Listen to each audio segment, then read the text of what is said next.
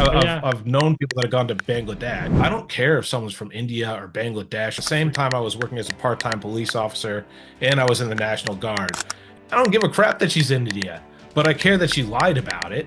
Like yeah. if someone's going to be dishonest, like I've got a really good relationship with Towkir. I love working with Towkir. Thank you. He's Means a he's lot. interested in my content. He advises me. So, hello everyone. Welcome to the podcast. We have a very special guest with us, Matt from AIDY. Matt is from Melbourne, Australia, and Matt is an AI expert. He's the founder of AI a company that makes AI easy for beginners. We are glad to him as one of our clients. And today we will talk with Matt about the AI industry, the AI future, and his overall working experience with the freelancing agency or freelancers. So Matt, how are you? How are you doing? Hey, good, Takir. Thanks for having me on. I'm doing really well. And I appreciate all your work you've done so far. You've done a great Thank, job. I really like your stuff, and I thank you for having me on this podcast. thank you, Matt. Thank you. So you are from Melbourne, Australia, if I'm not wrong. Yeah, I'm originally from the US. I moved here 24 years ago. Okay. But I live in Melbourne, Australia, and I'll be moving up to Queensland, Australia by the end of the year. So maybe you'll get some beach shots or something like that as part of my Yeah, videos. yeah, hopefully. So how life in Australia? I love life in Australia, you know. It's a big contrast. I know everybody moves to America to get their opportunities and things like that, but it just didn't work out. It worked out completely different for me over here, you know. Over there, I was working in shipping and receiving. I always sort of dreamt of being in technical roles, and then I moved here, and I just expressed an interest in having technical roles, and I started off, you know, doing support, and I've moved to infrastructure and security, and now AI. So, you know, the things I've always wanted to do, I've been able to do here. It's been a lot more accessible doing it here than back over there.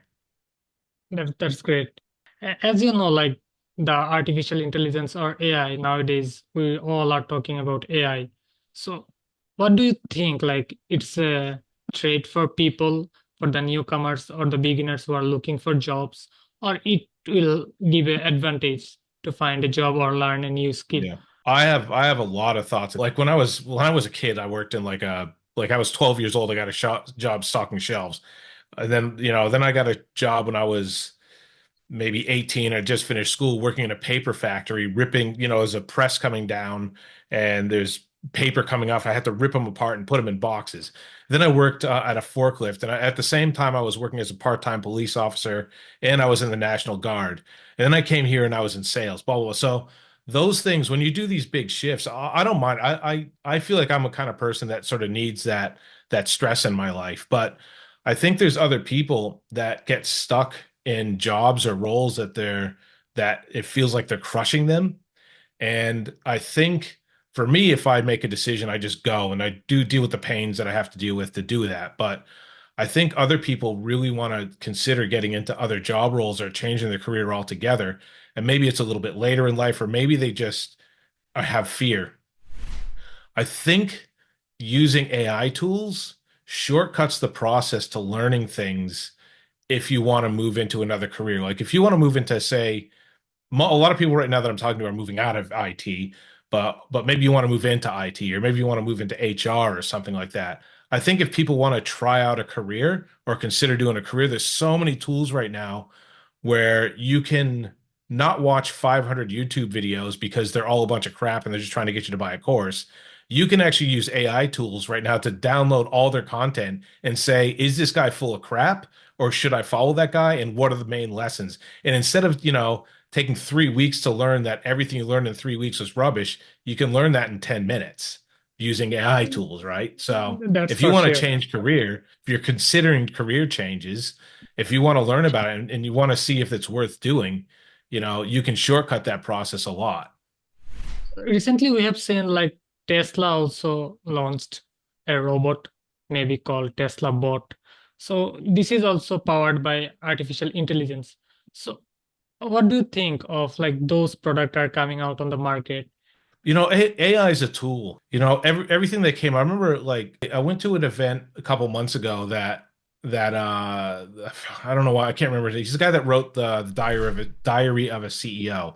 You could do Yeah. that in post production, have his name flash up, whatever. Bartlett, I think his name is, or something. I don't know, whatever. And he was talking about, how when cars first came out, everybody was either like, that's crap, it's just a bunch of crap, as a gimmick, blah blah blah, and everybody's like, but horses are the way it's at, because the roads were made for horses, and all the people at horse saw, like, the economy and cars were weird, and and they fell apart when they first happened. Then it started coming up, and then, oh no, the people that have horse stalls, which is everybody, they're losing their jobs now. But all of a sudden you have manufacturing and people making cars and people building roads, and you know and all these sort of things. You can say whether that's good or bad, whether there's cars instead of horses, but the fact is, it just created different jobs, and people that got onto it early benefited from that, and the people that rejected it and wanted to keep their horses, they didn't benefit from that. So Yeah. what's your daily routine or how you like enjoy the day? Yeah, as much as I'm on a podcast right now and I've got some cool stuff going on, I'm not the most organized person in the world, so I don't have a typical day. But I'll say I do get up in the morning at a particular time. I get my daughter's, you know, school clothes ready. I get her uniform ready, and then her mother brushes her hair, and then we take her to school. And I love bringing them. This is the big, this is one of the reasons I love working remotely. But in between that, like I said, I've got a cybersecurity firm that I run with two other business partners. It's called Cyberlorian. And, we do a lot of stuff in the identity management space. We do, password safes and things like that. Between then, like, if I'm not busy on that, or at nighttime, I'm doing content creation. I'm either making AI music, I'm thinking of the next episode, I'm editing stuff. As you said, like you are working virtually. So Yeah. what do you suggest for the people who are looking for virtual jobs or want to work virtually remotely? I mean, if there's skills that you have that are consulting stuff, like video editing, or I mean, there's a million things. Like, I've gone online to have people make PDF documents for me because I needed a presentation or something like that. There's a million things that people can sort of do. You could do to Upwork and go to Fiverr or whatever. But the thing is, like, it's like anything else. If you try to shortcut things, you're gonna just screw yourself. Like, there's people that think they're gonna jump on. I'd assume, I haven't done the consultant stuff like on your end, on Upwork or whatever before, but like, I can tell you from someone who's been using these services probably since 2016. I think I've done Fiverr, I've done Upwork, and I've done a few others too. You could do animation, you could do video editing, you can do all sort of stuff. So my advice, if you're gonna do that, is to do it, but don't expect you're going to be rich overnight. It's going to be frustrating, and you're not going to know what to do, and you're not going to have your website right, and the way you answer stuff. Don't go putting fake reviews up there. Don't lie about where you are. Like, I have an example. I don't care if someone's from India or Bangladesh or Russia or Ukraine or Canada or America, but don't lie about it, right? Like, I was all ready to go to this person. She was Indian, and she said she was in the US, right? So I do my research over who I'm hiring. So I went into LinkedIn, found this person, and I found that she's in India. I don't give a crap that she's in India, but I care that she lied about it. Like, Yeah, if someone's going to be dishonest about that, like, am I going to trust them with my money? Am I going to trust them that they're looking after my credentials? Like, when they're consulting for websites and stuff like that, they're going in your website. That means they have access to see all that other stuff. So, like, understand, if you're getting into remote and consulting and stuff like that, like, I've got a really good relationship with Towkir. I love working with Towkir. thank you. He's Means a he's lot. interested in my content. He advises me. If I need a meeting with him, he's honest. He's straightforward. He gives me feedback. Have a relationship with your clients, right? It's not just about business and all that. Yeah, It's about a relationship.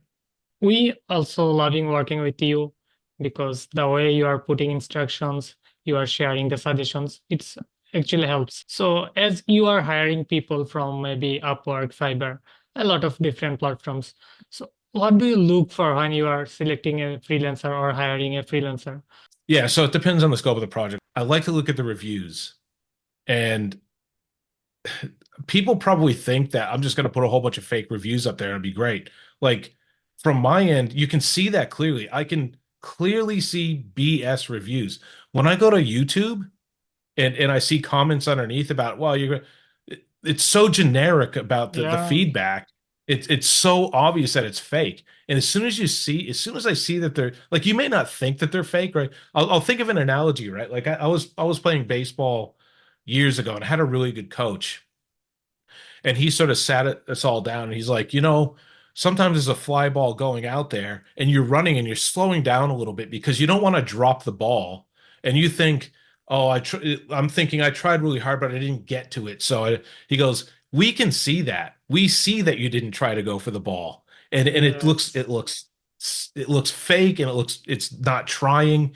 If you have rubbish reviews, it's seen. You don't think we can see it, but we can.